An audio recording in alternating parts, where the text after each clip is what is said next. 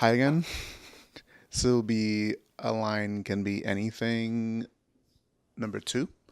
And what was interesting with putting together the first video was conceptualization of how to even put the video together versus what seemed to work out better. Because even for what I had planned to do with mic and getting audio in was to record my thoughts as I went along the process of uncovering the story being told to me by the lines and filling it in, seeing what's there. But what I noticed was that I was hyper focusing on the like each examination of an avenue that the story can go into. Like I was hyper focusing on each of those, whereas when I'm drawing I'll have a ton of ideas popping up, and the time it'll take me to verbalize those ideas kind of shuts down the opportunity for other ideas to pop up as well. So what seemed to work out better was to just record the video straight shot, and then I know what I'm thinking, and then I'll do the voiceover after. Something I ended up having to do the last time due to a technical error, the voiceover. Um, Technical error being that the microphone thing batteries were dead. Didn't realize until like halfway in. And but it ended up turning out better. I was able to modulate.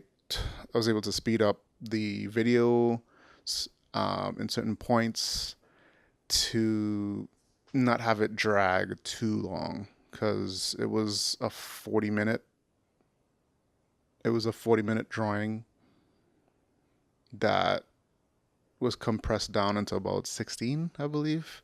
The one that I'm going to talk about in this video took me about 20 minutes to do, just straight shot. And I know what I'm thinking. I know what I had thought while making it, so it'd be easier to narrate as I go along and add extra thoughts if you find it interesting. So, without further ado, I'm going to get into that one. Any feedback you might have, please feel free to share it with me. I'd love to hear what you're thinking or what questions or comments you might have. So here I started off with a curve and added two more lines to the sides of it, and it instantly gets me into a face territory. So I go up, get the ears in at this point, and build upwards. It's got kind of a high top going on, and it really kind of sets a frame for this. Decided to go in. Normally, I'll do the eyes here, but it was a little higher than normal, so I decided to go with a hairline. Something I haven't normally done in the past, but it seemed really interesting to do here. And then filling in some facial features, but I decided to not. I got decided the sideburns. Decided not to go too into the eyes. Try to give it a bit of a shadowy, um, mys- mystery, mysterious vibe. So at this point, I don't want it to go too much into like a regular figure. I want to do something, try something a little different. So I do the curve to try to frame it in an interesting way. It makes me think of the moon for some reason. So I curl back down again. It looks like a big necklace at this point. So I add the back of it so it becomes more of a ring. And then looking to add some details at this point, and I decided to go something a little binary, like ones and zeros was the concept of filling out the design on the outer portion of this ring.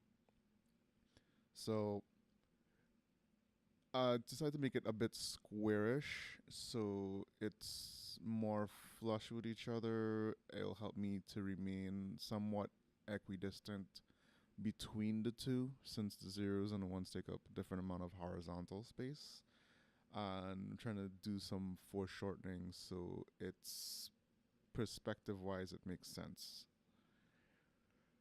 And get it a little darker on that side. Want to fill in some more details, do like the earlobes and stuff. Also, trying to think a little bit more about how much I want to go and how much time I want to spend on this particular drawing. So, fill in the facial features, go for a bit of a grimace, because I do realize it's got a bit of motion, a bit of an angle to it.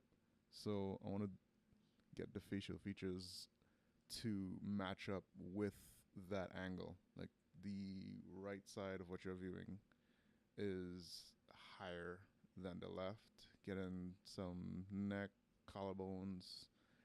And right now I'm thinking if I want to go outside I'll go for it. But I was wondering if I should go outside the frame of the head and the circular ring. I do decide to do it because I think it does make it a bit more interesting. And at this point, I have the story of it in mind, and I decided to just jot it down really quickly before I forget. So what I like about this part of it is it came together pretty quickly, and from here I'm able to just flesh out some more details. But considering time again, I'm like, I don't want to rush the lines and mess them up too much, so go back in with it with the ink. So here I'm using the 08 for the thicker lines, and the switch to the thinner microns when it gets to smaller details or things that don't want to pop out quite as much. Like the ring, I think I used either the 05 or the 03. I think the 05 was almost out of ink, so I gotta replace that.